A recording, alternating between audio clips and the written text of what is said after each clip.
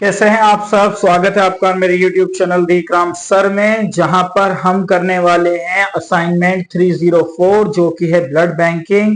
अगर आप किसी भी कोर्स में हैं, चाहे वो BWOC है, BSc है, और वो सब्जेक्ट अगर उसमें आपके पास ब्लड बैंकिंग है तो ये असाइनमेंट आपके लिए बहुत जरूरी है। और इस वीडियो के थ्रू आप इस असाइनमेंट का फर्स्ट क्वेश्चन समझ सकते हैं। तो चलिए स्टार्ट करते हैं। क्वेश्चन नंबर 1 जो कि क्या कह रहा है, perform major cross matching test by saline tube, यानी सलाइन ट्यूब के द्वारा हमें क्रॉस मैचिंग टेस्ट करना है। इसका मेथड ऑफ गिवन सैंपल लिखना है। Write complete procedure, principle, material और इंटरप्रिटेशन।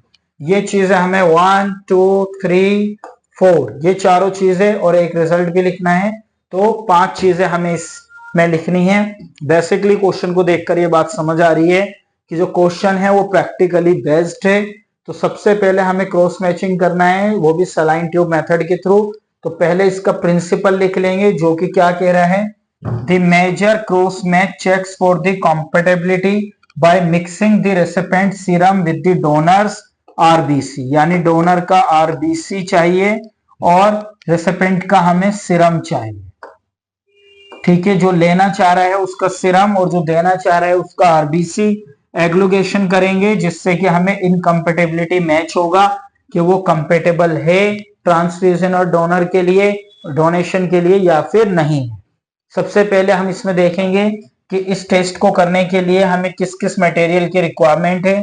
तो सबसे पहले मुझे इसमें चाहिए एक रेसिपिएंट, यानी जिसको वो डोनर जो डोनेशन है वो रिसीव्ड होगा। रेसिपिएंट का सीरम चाहिए, जो डोनर है उसका आरबीसी चाहिए, नॉर्मल सेलाइन चाहिए। नॉर्मल सेलाइन इसको एनएस भी कहते हैं। और कुछ टेस्ट ट्यूब्स चाहिए, एक सेंट्रीफ्यूगेशन मशीन चाहिए, कुछ पिपेट्स चाहिए और एएचजी जिसको एंटी ह्यूमन ग्लोबुलिन भी कहते हैं, या रीएजेंट ये भी चाहिए, बट ये ऑप्शनल है, इसकी जरूरत पड़ भी सकती है और नहीं भी। टेस्ट को करने के लिए क्या प्रोसीजर रहेगा इसको देखते हैं। ये सारा मटेरियल इकट्ठा करने के बाद हमें क्या करना है जिसके थ्रू हम ये टेस्ट कर सकते हैं। तो सबसे पहले हमें सैंपल को प्रिपेयर करना है। देखिए, कोई भी टेस्ट करने के लिए हमें सबसे पहले सैंपल को प्रिपेयर करना होता है। विदाउट प्रिपरेशन हम कोई भी टेस्टिंग नहीं कर सकते। तो सबसे पहले हम सैंपल को प्रिपेयर करेंगे। रेसिपिएंट का सीरम हमें चाहिए and prepare donor RBC suspension, और हमें डोनर का आरबीसी चाहिए। उसके बाद हम क्या करेंगे, mix 2 drop of recipient serum. एक टेस्ट ट्यूब ले लीजिए, मान लीजिए। अब रेसिपिएंट का जो सीरम है उसकी 2 ड्रॉप्स ले लीजिए। ठीक है, उसके बाद वो कह रहा है 1 drop of RBC in a tube. उसके बाद हमें आरबीसी की 1 ड्रॉप चाहिए। ठीक है, इसके बाद हम इसको इंक्यूबेट कर लेंगे। देखिए, कोई भी सैंपल को मिक्स करने के बाद हमें उसे इंक्यूबेट करना होता है ताकि वो जो भी मिक्सिंग हमने की है वो सेटल डाउन हो जाए आपस में। Clear. At room temperature, room temperature की रीडिंग हमेशा याद रखिए 37 डिग्री सेल्सियस होती है। इसको 15 मिनट से 30 मिनट के लिए हम इंक्यूबेट करेंगे, वेट करेंगे। इंक्यूबेशन में भी रख सकते हैं जिससे कि ये जो हमने मिक्सिंग की है वो सेटल डाउन हो जाए। उसके बाद हम इसको सेंट्रीफ्यूगेशन मशीन में डालेंगे फॉर द सेंट्रीफ्यूगेशन, और हम 1 मिनट के लिए इस रीडिंग पर इसको घुमाएंगे। सेंट्रीफ्यूगेशन मशीन, उसमें हम टेस्ट ट्यूब लगा देंगे। वो 1000 राउंड फीट पर मिनट लेगा, राउंड पर मिनट। 1 मिनट में इतनी बार ये घूमेगा जिससे कि इसकी जो इंक्यूबेशन होने के बाद और मिक्सिंग अच्छे से हो जाए।